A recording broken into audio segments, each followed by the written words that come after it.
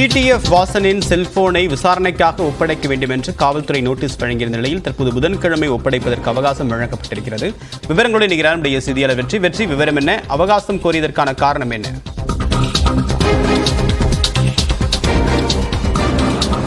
Devapriyan, cellphone பேசியபடி car ஓட்டிய வழக்கில் கைது செய்யப்பட்டிருந்த டிடிஎஃப் வாசனுக்கு நீதிமன்றம் சில நிபந்தனைகளுடன் ஜாமீன் வழங்கியது. ஜாமீனை தொடர்ந்து மதுரை அண்ணாநகர் காவல் நிலையத்தில் அவர் தொடர்ச்சியாக கையெழுத்திட்டு வருகிறார் 3 நாட்களாக. இன்றைய தினம் அவருடைய செல்போனை விசாரணைக்காக ஒப்படைக்க வேண்டும் என்று காவல்துறை சம்மன் அனுப்பியிருந்தார்கள். அதாவது நீதிமன்றத்தில் அவர் வழக்கு விசாரணையின் போது நான் சில நிமிடங்கள் மட்டும்தான் பேசினேன், உடனடியாக போனை கட் பண்ணிட்டேன், யார்ட்டையும் அதிக நேரம் பேசல அப்படிங்கிற ஒரு தகவல் சொல்லியிருந்தாரு.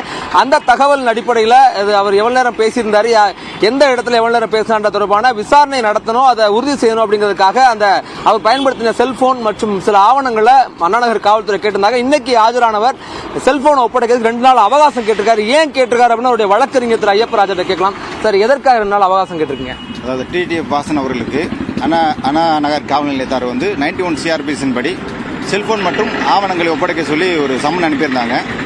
அவர் நீதிமன்ற உத்தரவின்படி தினந்தோறும் இங்கே 10 மணிக்கு கையெழுத்திட்டு வருகிறார். ஆவணங்கள் அனைத்துமே சென்னையில் அவர் இல்லத்தில் இருக்கு. அதனால் போய் எடுத்துட்டு வரக்கூடிய அந்த நடைமுறை சிக்கலுக்குனால தான் 2 நாள் கால அவகாசம் கேட்டிருக்கோம். 2 நாள் கால அவகாசத்துக்குள்ள அந்த செல்போனையும் ஆவணங்களையும் ஒப்படைச்சு காவல்துறையுடைய விசாரணைக்கு முழு ஒத்துழைப்பு கொடுப்போம்.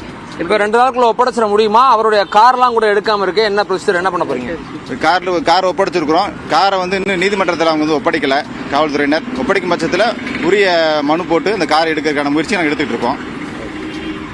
அவருடைய ஆவணங்கள் மற்றும் செல்போன்லாம் சென்னையில் வீட்டில் இருக்கிறதுனால அதை போய் எடுத்துட்டு வர்றதுக்கு உண்டான அவகாசமாக அதை கேட்டிருக்காங்க. அதன்படி காவல்துறையினர் அதுக்கான அனுமதியும் அவருடைய கோரிக்கைக்கு அனுமதி கொடுத்திருக்காங்க. அதன்படி புதன்கிழமை அவருடைய மொபைல் மற்றும் ஆதார், லைசன்ஸ், இப்ப கார் ஓட்டுறதுக்காக வாங்கின LLR ஆகியவற்றை சமர்ப்பிக்க உள்ளார். தேவப்பிரியன், உங்களுடைய விரிவான தகவலுக்கு நன்றி. வெற்றி.